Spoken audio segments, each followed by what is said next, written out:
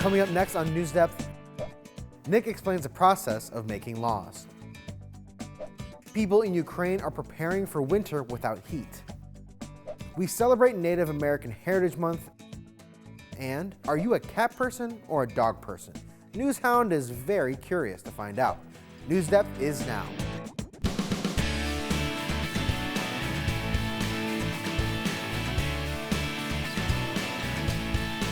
The midterm elections are behind us, but for the elected officials, the hard work is still ahead of them. Hello, everybody. I'm Gabriel Kramer, in for Rick Jackson. Thank you all for joining us.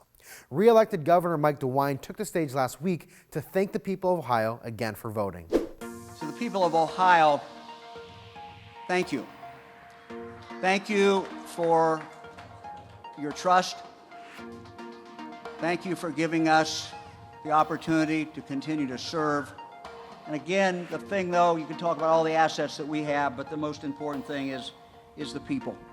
Think about it. We're a state of people, we just get up in the morning, we go to work. We're people who get things done. We solve problems, we don't whine about them, we just go solve them.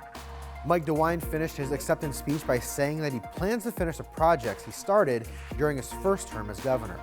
Another significant race in this ballot was that of the Ohio senator. Republican J.D. Vance won that position. Although this is his first elected office, he has a background in business, and he said he is ready to get to work for the people of Ohio. To the people of Ohio, I want to say something. I know, of course, we won a very good victory, and I'm very proud of it. Because of all of you, we won a great victory. But I want to say everything to whether you voted for me or not, if you're watching on TV, whether you voted for me or not, the thing that I promise to do is go to the United States Senate and fight every single day for the people of Ohio. Thanks to you, we get an opportunity to do just that. A crucial victory in Nevada has led to Democrats retaining control of the Senate for the next 2 years.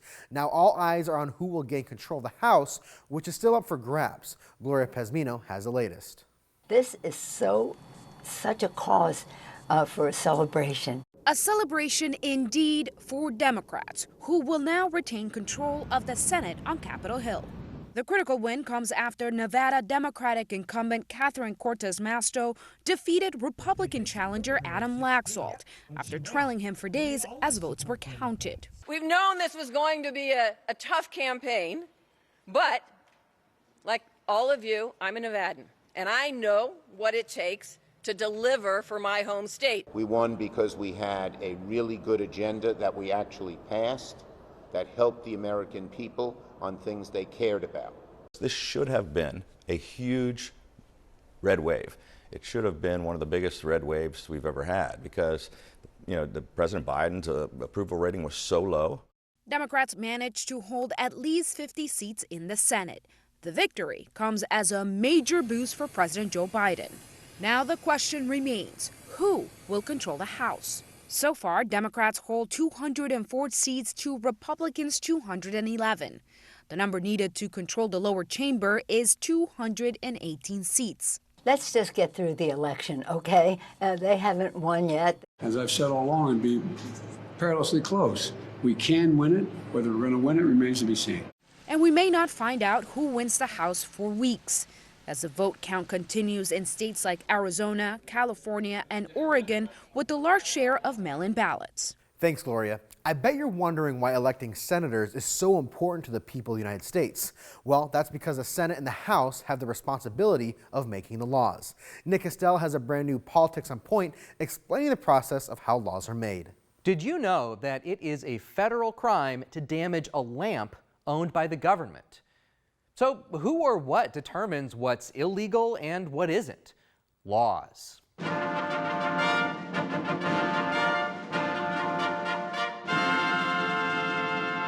Today, we're going to talk about how two of the three branches of government work together to create new laws, the legislative branch and the executive branch. Laws start at the legislative branch. As a reminder, the legislative branch is made up of two chambers in the federal government, the Senate and the House of Representatives. All 100 senators and 435 representatives make up Congress. A law starts as a bill. A bill is just a fancy word for an idea for a new law. Depending on what kind of law this would be, the bill can come from either chamber of Congress. But let's use an example that follows a bill from the House of Representatives. A representative with an idea for a new law proposes the bill to the House so they can vote on it. Before they vote on the bill, this House assigns a committee for due diligence. Due diligence means that enough research and analysis has been made to cover all possible scenarios that could be affected by this new law. If the bill passes by a simple majority of the House of Representatives voting in favor of it, then it gets sent over to the Senate. The Senate debates and votes on the proposed bill one more time. If at least 51 senators out of the 100 vote to approve the bill, this means the bill is one step closer to becoming a law. The bill is now off to the executive branch or the president. It has to be a little more official than just sending the president an email. The final version of the law has to be printed on parchment paper and hand-delivered to the president, becoming an enrolled bill. The president now has to carefully review the entire document and only has 10 days to sign the bill into law. If the president does not sign the bill within those 10 days, however, it becomes a law by default if Congress is still in session. But if he has some concerns and vetoes the bill instead, it goes back to Congress. In our case, it goes back to the House of Representatives, where the original idea came from. They can now vote to override the president's veto. If the bill makes it all the way to the finish line and becomes a law, it must then be taken to the Office of the Federal Register at the National Archives to be assigned an official public law number. There are laws on the federal level all the way down to a state, county, or even city level. And there are all different types of laws that are meant to protect our rights. For example, there's laws that protect individuals from other individuals, laws that protect businesses, laws that protect properties, and laws that protect individuals from the government itself. Thanks, Nick. Last week for our poll, we asked if you thought all adults living in the U.S. should be allowed to vote. 60% of you voted yes, every adult should be allowed to vote, and 38% said no, it depends. We also asked you to write us your argument to support your vote on the poll. Let's see what you had to say by opening our inbox.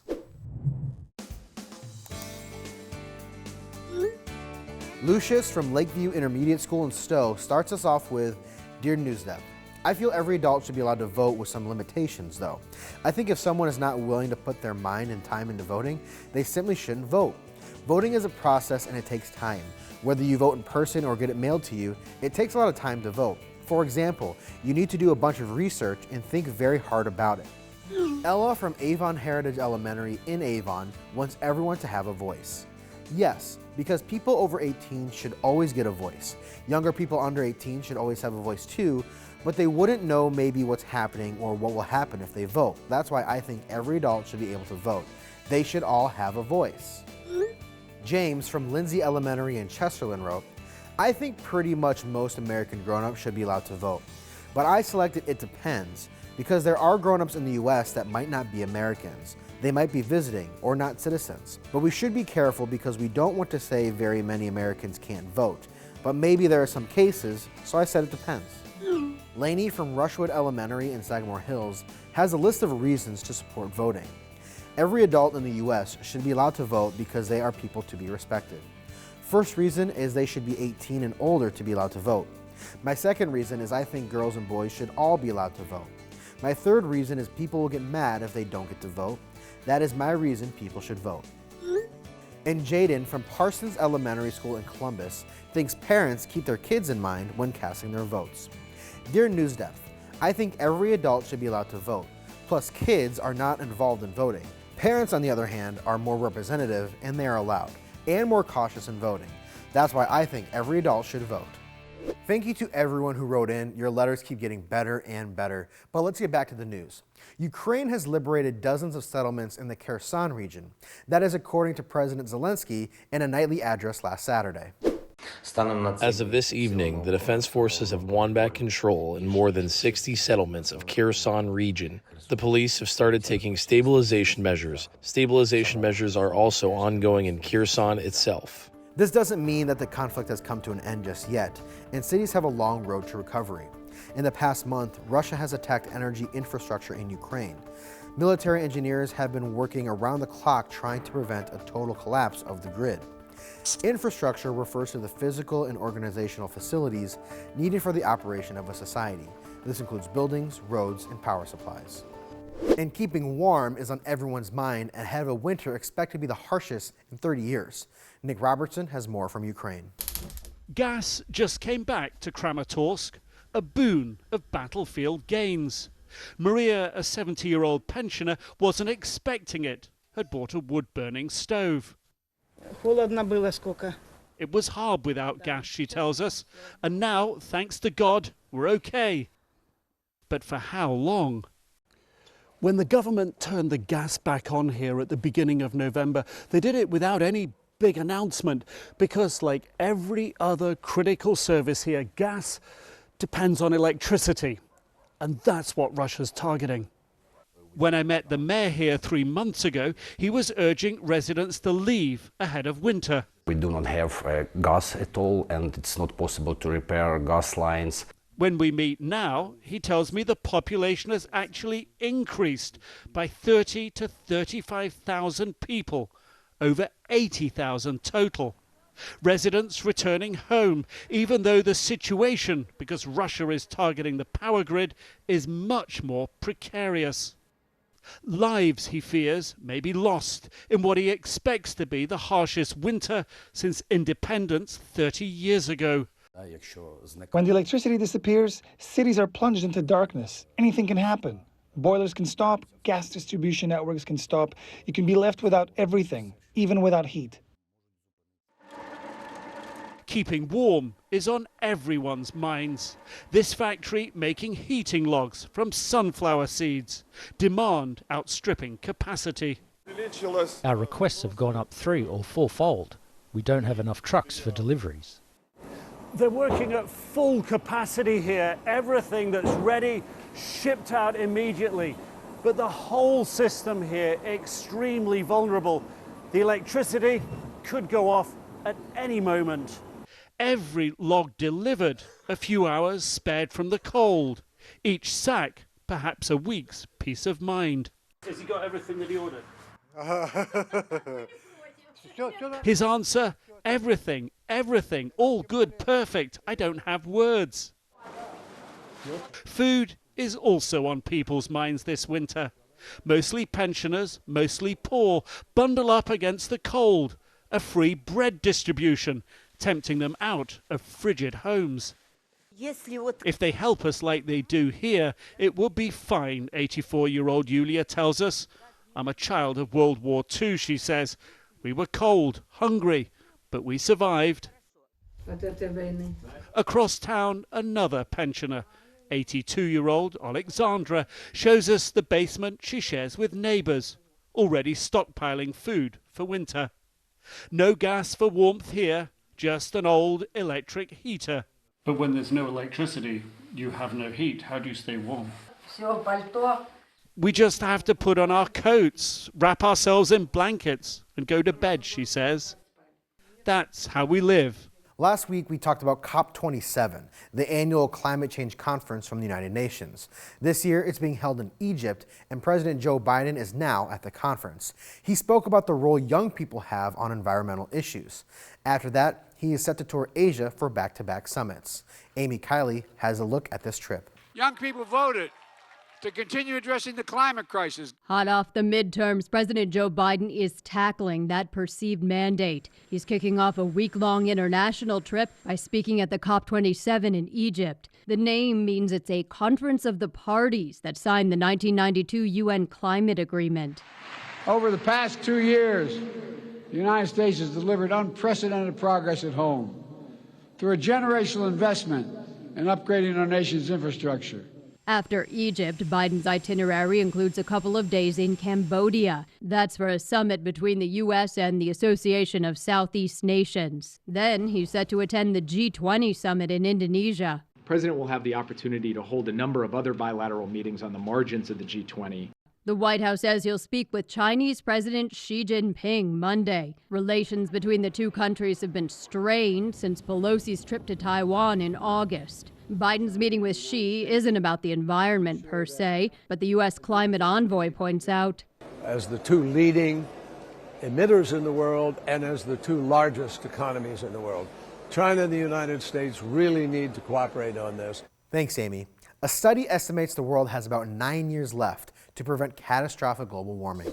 The Global Carbon Budget 2022 found that's about how long it will likely take nations to run through the remaining carbon budget if they don't take action to significantly reduce greenhouse gas emissions. Greenhouse gases are gases in the Earth's atmosphere that trap heat, warming the Earth's surface. Researchers found to have a chance of achieving that, the world cannot release more than 380 billion tons of carbon dioxide equivalent during the coming decades. That's equal to about 9 years of current emission levels. An environmental scientist is someone who studies the natural sciences to protect the environment and human health. For our writing question this week, we want to hear your questions. If you could speak to an environmental scientist about their job, what would you like to know? Head online to send us your questions. Now it's November, which means it's Native American Heritage Month. This month we celebrate the indigenous peoples in America and their rich cultures and contributions. Indigenous means originating from a particular place. For this week's No Ohio, Anna Huntsman talks about the Native American tribes that inhabit this state. She points out features in Ohio that still bear Native names, including Chillicothe and the Cuyahoga River.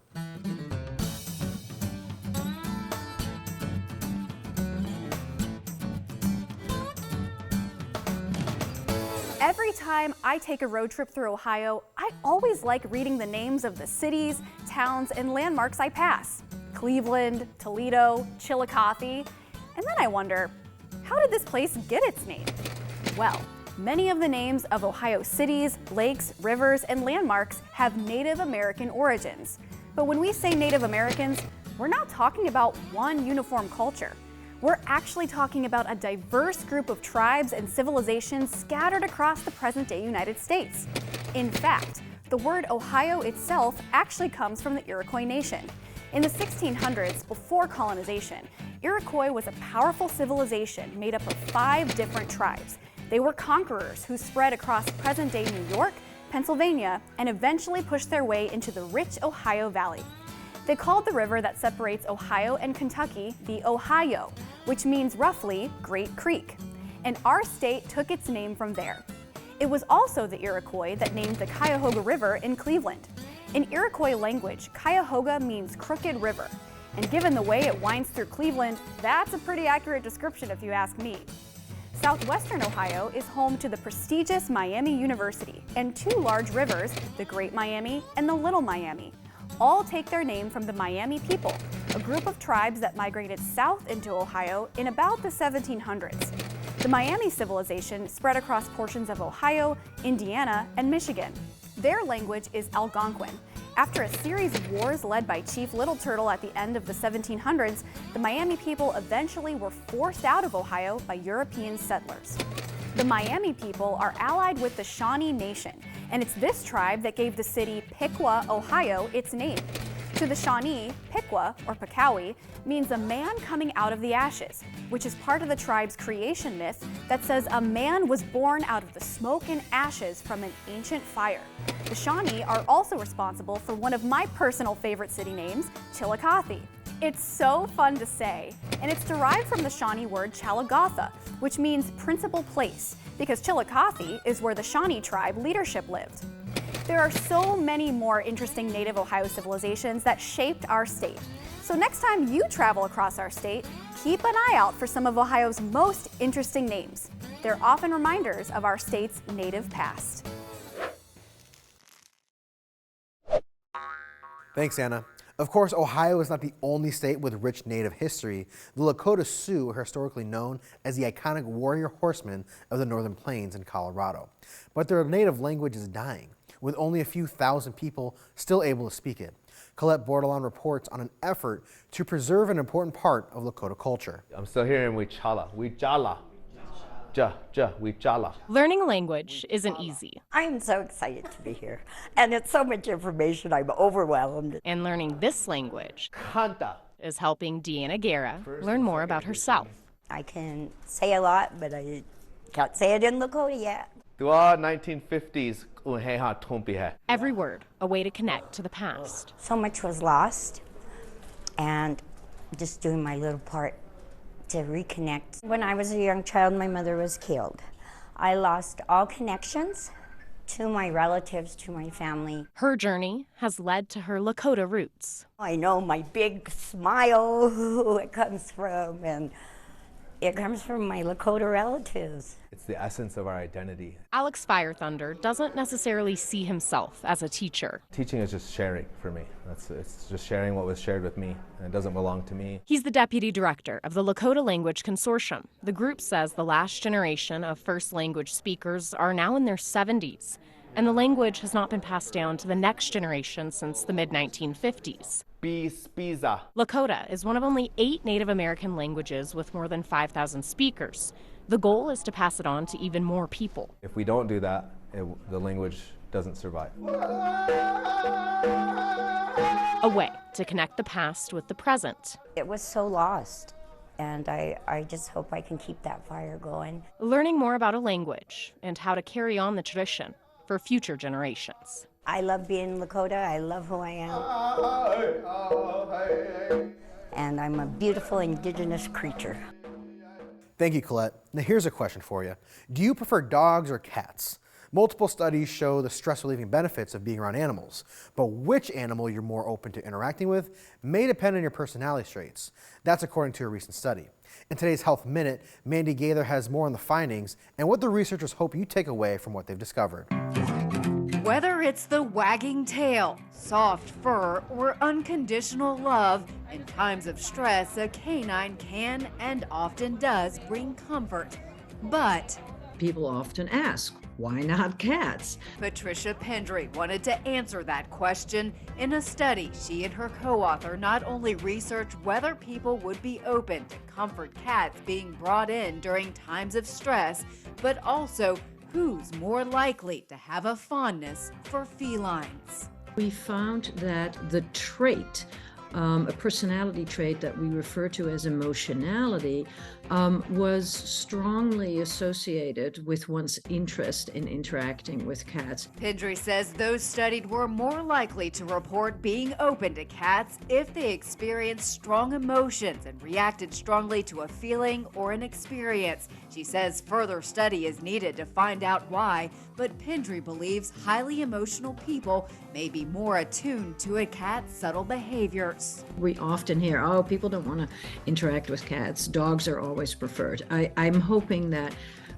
people can recognize that that is definitely not true. So does that mean cats should be incorporated into comfort animal visitation programs? Pendry says not necessarily. We want to be careful to make sure that we work with animals for whom this is a positive experience rather than bringing stress to the animals.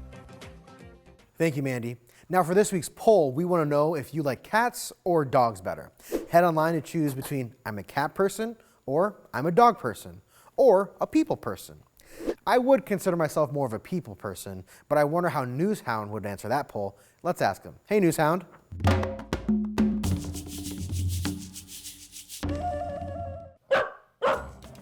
Hey, are you at doggy daycare? Of course, playing with some dogs is one of your favorite things. But it's time for work, so get to it. Oh, you found a story about turkeys who love to cuddle? To check out these affectionate birds and the rest of the farm animals, click the Petting Zoo button on our website. Thanks as always, NewsHound. You know who else is a dog person? Brendan, this week's A+ award winner. Here at NewsDepth headquarters, we all try to give back to the community, and we all love animals. This week's A+ award winner found a way to combine both of those things by volunteering at the Cuyahoga County Animal Shelter. Brendan Anderson, a 10th grader at Nordonia High School, has been a volunteer at the shelter for 5 years. That's a third of his life. He told us that it all started when his family was adopting a dog. The staff at their shelter gave his family information about the Junior Volunteer Program for ages 9 through 11. After completing the Junior Volunteer Program, Brendan continued to help out at the shelter with his mom for the last 5 years. He told us that he spent his time at the shelter doing all sorts of odd jobs. We were really surprised by some of the things he's done for the canine community at the shelter. He told us that he's done the laundry to keep the dog's bedding clean. He's fed the dogs and washes all the dog's dishes, and he even got to make treats for the dogs. Brendan even shared the recipe with us. The treats are made of pumpkin puree, oats, and peanut butter. All you have to do is roll all the ingredients together into little balls and freeze them. NewsHound says they're delicious. Brendan told us that he's learned a lot of valuable lessons through his volunteering at the shelter. He shared that through his work, He's learned the importance of responsibility and time management. Brandon's mother told us that she's very proud of how much empathy Brandon shows to dogs waiting to find their forever homes. Empathy means that you're able to understand the feelings of others. Brandon spends about 2 hours each Saturday at the shelter, and he even gets to play with the puppies from time to time. He told us that the work is really important to him because the animals he cares for need someone to help them out. This week's A+ award goes to Brendan for his 5 years of service at the Cuyahoga County Animal Shelter. If you're wondering, Brendan's dogs are a Boxer Foxhound mix and a Pit Bull Terrier. Now, that's it for our show this week. We'll be on Thanksgiving break for the next 2 weeks, so the next time you'll see us will be December the 8th. Teachers, if you'd like to get a heads up of when we're on break and a tease of upcoming episodes, you can join our newsletter. You can sign up for that online at ideastream.org/newsdepth. And remember, we want to hear from you. And that goes for all of you watching, students, teachers, and those of you at home. And there are plenty of ways to stay in touch with us. You can email us at newsdepth@ideastream.org. You can send us a letter. We're at 1375 Euclid Avenue. That's Cleveland, Ohio. Zip code here is 44115. Or you can tweet us. Our handle is at NewsDepthOhio. Thank you for joining us. I'm Gabriel Kramer. We'll see you right back here in December.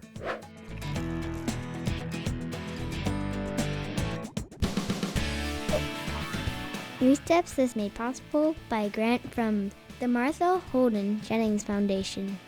Career callouts featured in NewsDepth are funded by the Ohio Broadcast Media Commission.